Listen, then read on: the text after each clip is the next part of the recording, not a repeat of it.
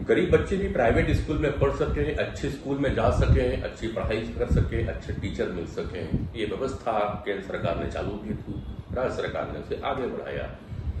लेकिन अभी कुछ समय से जो प्राइवेट स्कूल के संचालक हैं वे आरटीई के तहत जिन गरीब बच्चों को लेना था उन्हें प्रवेश देने से मना कर रहे हैं। मेरे साथ में है छत्तीसगढ़ प्राइवेट स्कूल एसोसिएशन के अध्यक्ष राजीव गुप्ता जी। इनसे समझते हैं कि ऐसा निर्णय क्यों लिया जा रहा है, क्या कारण है, क्या बाधाएं आ रही हैं। राजीव जी, ऐसा क्यों हो रहा है कि आप लोग मना कर रहे हैं कि प्राइवेट में अब हम बच्चों को नहीं लेंगे आरटीई के तहत? आरटीई का जो शुरुआत हुई थी 2011 से, उस समय छत्तीसगढ़ सरकार ने शुल्क जो निर्धारित किया था वो पहली से 5वीं तक 7,000 रुपये, 6वीं से 8वीं तक 11,400 रुपये निर्धारित किया था।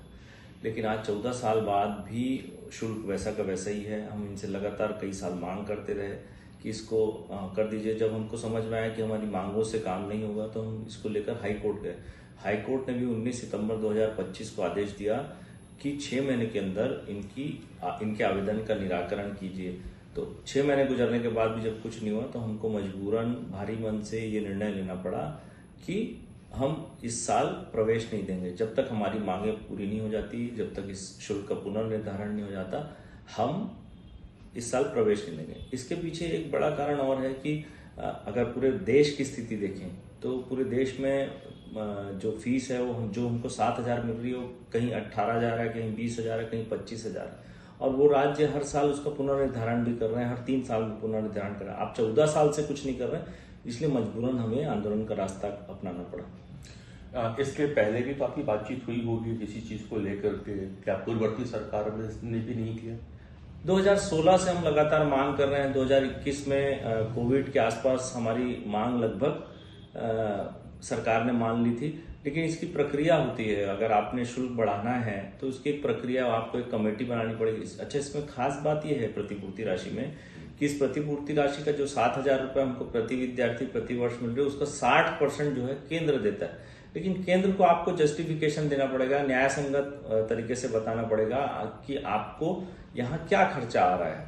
तो ये काम भी वो करने को तैयार नहीं है। इस सरकार में भी लगभग इस बात की सहमति है कि ये बहुत पुरानी है, इसको बढ़ाना चाहिए, लेकिन आप एक कदम जाने को आगे तैयार नहीं है। इस कारण ये स्थिति आज निर्मित हुई है। राजीव जी, इसमें योजना तो केंद्र की है, तो ऐसा नहीं आप केंद्र की योजनाओं को ही मानने से मना कर रहे हैं?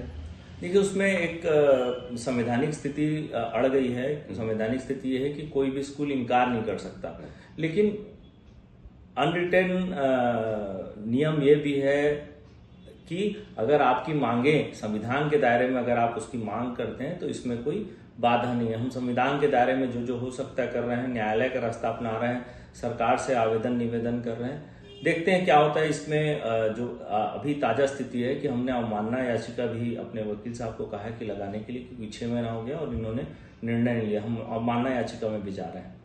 आप लोग के इस निर्णय से किसी अधिकारियों से, प्रशासन से कोई बात हुई? फिलहाल तो कोई बात नहीं हुई, लेकिन मुझे ऐसा लगता है अगर सरकार सही में गरीब विद्यार्थियों की चिंता करती है, वंचित वर्ग के विद्यार्थियों की चिंता करती है, तो उसको एक कदम आगे आना चाहिए।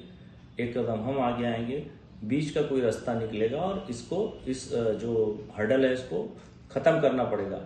और उसके बाद भी अगर सरकार इसमें आगे नहीं बढ़ती तो हम प्रदेश कार्यकारिणी की बैठक लेंगे और हम सारे बच्चों को मुफ्त पढ़ाएंगे अगर सरकार इसमें हमारी मांगे नहीं मानती। तो आप थे Rajiv Gupta ji, private school association Chhattisgarh के आप अध्यक्ष हैं। मेरा कहना है कि काफी समय से जो फीस में वृद्धि होना चाहिए वो वृद्धि हो नहीं पा रही है। गरीब बच्चों को पढ़ाने से मना नहीं करते हैं, लेकिन शासन से अपेक्षा है कि पुनर्विवेचन होना चाहिए। फिलहाल इंतजार है शासन की ओर से बात करने का। अगर ऐसा नहीं हो पाता है तो शासन को उपहार के तौर पर देना चाहते हैं कि हम सारे बच्चों को फ्री में ही पढ़ा लेंगे, पैसे की आवश्यकता नहीं है। नरेंद्र पांडे, के